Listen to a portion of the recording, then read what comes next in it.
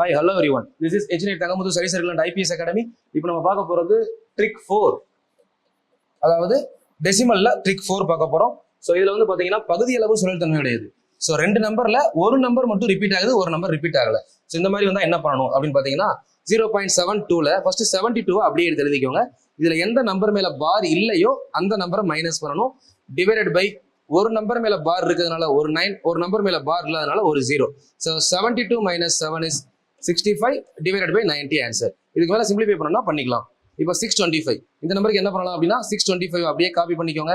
எந்த நம்பர் மேல பார் இல்ல 6 மைனஸ் பண்ணுங்க. டிவைடட் பை ரெண்டு நம்பர் மேல பார் இருக்கு, அதனால 2 9, ஒரு நம்பர் மேல பார் இல்ல, ஸோ ஒரு 0. So answer is 619 divided by 990. சரிங்களா? இந்த கான்செப்ட் புரிஞ்சிச்சு அப்படின்னா ஸோ இந்த ரெண்டு கொஸ்டினையும் ரீட் பண்ணிட்டு இதுக்கான ஆன்சரை கீழே கமெண்ட் பாக்ஸ்ல கமெண்ட் பண்ணுங்க. இதை பத்தின ஃபுல் டீடைல்ஸ் வேணும் அப்படின்னா நம்ம engineer Thangamuthu study circle YouTube channel follow பண்ணுங்க. Thank you, all the best.